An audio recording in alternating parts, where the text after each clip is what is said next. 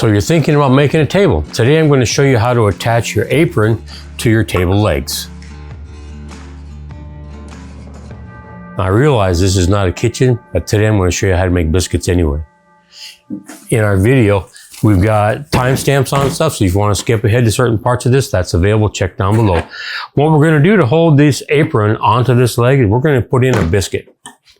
A biscuit cutter is required in order to do that.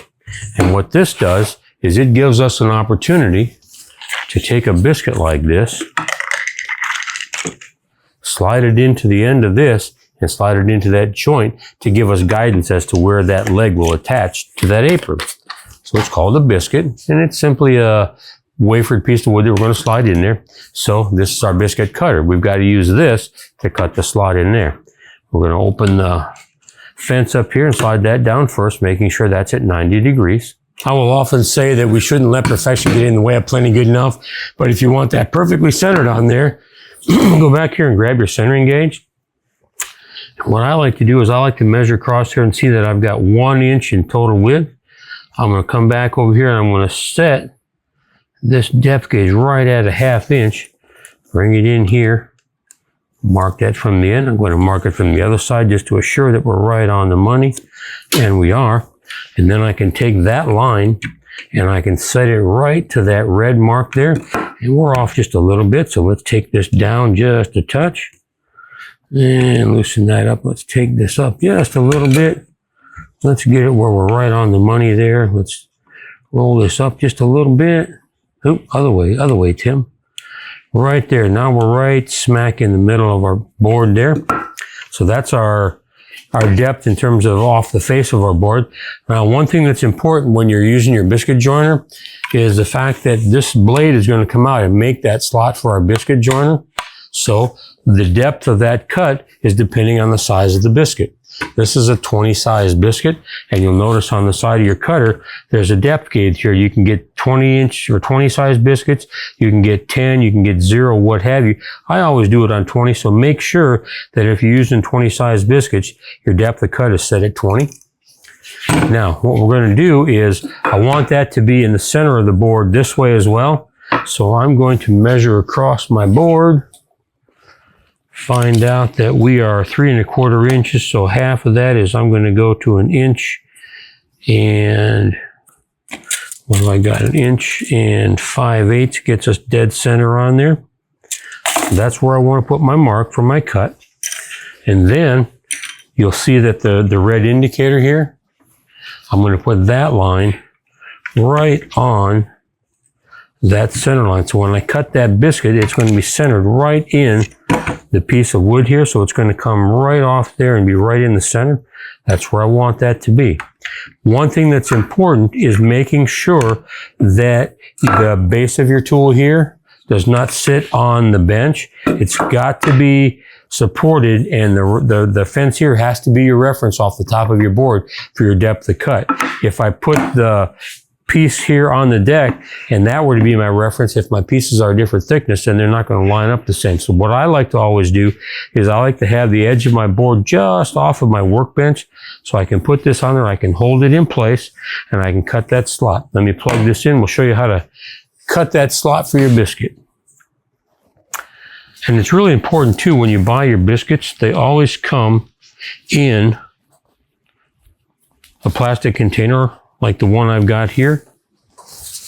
Keep them in that. Don't let them sit out in the open air, because these are really dried. They're compressed and dehydrated really well. So when they get into that slot, the glue gets into there that's water-based. It kind of expands this and helps it fill the hole.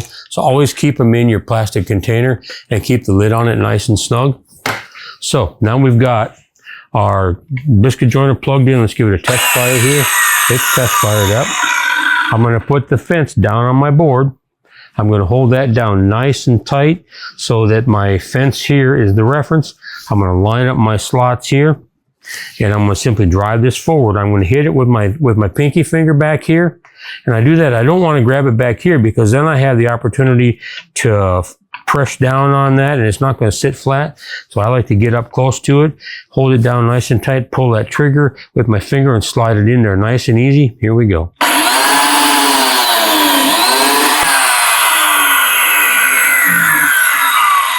The good thing about a biscuit joiner is once you're done, that blade retracts back up into the machine, so it's really good for safety. So there we've got our biscuit slot right in here. That's where that's going to go. Now, if I'm putting this on a table leg, I want the face of that leg to come out beyond the face of our apron. I want that about a 1/4 inch reveal in there, just because it makes it look a lot nicer. So what I've got to do to accomplish that is, one, I'm going to put my piece up here, mark that same spot as my reference for where my cut's going to be. And then I'm going to take my biscuit joiner here. I'm going to loosen this up, and I'm going to raise that up about a 1/4 inch. Let's see where we're at here. I'm going to raise that up about a 1/4 inch. Like that. And what that do is it's going to move that slot down by a little bit. And so my slot on the leg is going to be further down than the face of our apron here. And it's going to give me that reveal when I put it in there. So I move that down about a 1/4 inch, somewhere in there. Sometimes 1/8 inch is appropriate. Sometimes a 1/4 is. I'm going to set my fence back on there, hold it down nice and snug, and I'm going to go ahead and cut that slot in there, holding it nice and stable. Set that aside. And now you'll see what happens when I put my biscuit in there. Put it into the slot on my apron. Look at that nice reveal I've got in there. It's nice and consistent, and it's held in place really, really well.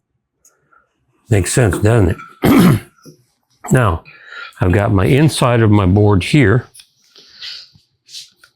I like to put Kreg screws in here, pocket screws in here, to pull that tight. They kind of just act as a clamp for putting the whole thing together. So let's take a step over here, and let's grab our pocket hole jig. Kreg, they're the most popular one as far as I've ever known. So what I did is I took mine and I mounted it on this board, and then I put a cleat in it so I can slide it into my end vise here, lock it into place, and there I go. Now I've marked where I want to cut those here on my inside. So I've got 3 hole opportunities up here. I can line that up, and it doesn't have to be perfect. It just be, you know, in the ballpark is, again, plenty good enough. I'm going to lock that down. Let's loosen this up just a little bit first. It doesn't need to be that tight on there. And in my holder here, I've put a couple slots. One that can hold my pocket hole drill. Another one that holds the pocket hole driver. I'll lock this into place. Okay, let's loosen that up again, Tim. You didn't go quite far enough. There we go. Grab my drill here. Set this into place. What's special about this drill bit? And what's special about this drill bit, it's got a pilot hole on the very end of it here to allow the screw to go through. And then it's got a shoulder further up, about a 1/2 inch up on the bit, because when you get your pocket screw in there, as an example, the pocket screw has this almost washer-like end on it. So that washer-like end will fill that whole flat bottom of the hole that you're putting out, and it'll pull it in nice and tight. These are also self-tappers. So you set that in here, drill down through it. And a good thing when you're doing your pocket holes is take it about halfway down and then bring it back up. Clear the debris so it won't fill the flutes in the bit and bind itself into the hole. Bottom out and bring it out. Whoa. And you see, that's what happens. That's what happens when you don't tighten your drill bit up as tight as you should. It falls out on the floor. And the bad part about that is, and I've had it happen a few times, I've had it fall out and I've busted the end off of that bit, and it's no longer any good then. So let's take this over and let's put a Kreg hole here, a pocket screw on the other side. Clamp it back where it was. All right, now clamp it back in, and then now say, all right, let's take it over and do the other side now. Let's take it over and do the opposite side of the board here. Slide it back over, lock it into place. And let's drill the other side. Down we go. Part way through, pull it back out, clear it, finish it, and away we go. Now we've got a flat bottom hole, set it at an angle, and the bottom of that hole is flat, so this washer will go down in there and pull it up nice and tight. It's a really cool way to clamp your pieces together, actually. Let's take the Kreg driver, get that into the equation. Let's get this out of our way.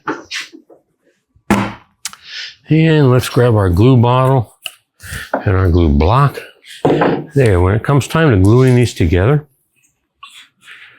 I do not like the outside of my piece here to have glue get into that margin that we've created right there. So it's important where you put your glue. So we know that our inside is here. Put a little more glue on my glue block here. Doesn't take a whole lot. I'm going to get my brush out to brush it on with. On my inside here, I'm going to cover the whole thing. I want that covered real well. On my outside, I want very little on the face side that's going to be seen. Then what I'll do is I like to get a little glue on the biscuit. Let me get a little more glue to put on the biscuit here. Does the glue help rehydrate the biscuit? The glue helps rehydrate the biscuit, which causes it to expand a little bit. So when you're doing these, I always put the glue on the biscuit as the last thing before I put it into the slot. I don't want to put it on there any earlier than I have to because I don't want that to expand. Put a little bit on the top side, a little more on the back side because I don't care on the back side if it gets glue squeeze out. But on the front side like this, I care a whole lot. See, that's already tight in there. And we're tight to the top there. So what I can do now is I can simply turn this over to where I've got my pocket screw side showing and available. I'm going to grab 2 pocket screws and a drill driver here. Set these into place. Set those into place like that. And the Kreg screws or pocket screws are a square drive. So there's a very specific square drive bit that you use to put those in place with. Goes into our driver here. Make sure our top is lined up the way we want it. And simply drive that in until it seats real nice. You know, pull that joint up nice and tight. And there you have your leg attached. And we came up with a little squeeze out there. We don't like that at all. So we're going to go ahead and wipe that out before it has a chance to dry and set in there. Wipe it out with a slightly damp cloth. And then obviously I would take a sander and sand this face off first to get rid of my marks because it's a difficult thing to sand after it's all together. So go ahead and sand those out first. And then if you're going to put any kind of a bead or chamfer or some kind of a bevel on the lower part of your apron, go ahead and do that again before you put it together. If you're going to do a slight radius on the corners of your legs, do that all beforehand. Get it all sanded up before you put it together. But ultimately, right there, you got your perfect attachment of your apron to your leg. Go all the way around your table and do that. And then sometimes people will put a block connecting this apron to the apron coming out this side. They'll connect those together. Yeah, we're not worried about the inside much. That'll never be seen, but we'll take that off too. So if you're worried about a little more stability, you can put an angle piece from one apron to the other, spanning that leg, just to give it that much more stability. So there you have it. You put a biscuit in there, you put Kreg screws on the back, you glue it together. The Kreg screws act like a clamp. You got your leg attached to your apron. Do it all the way around. You got yourself a beautiful table base that's going to last you for a lifetime. Thank you for watching this video. My name is Tim.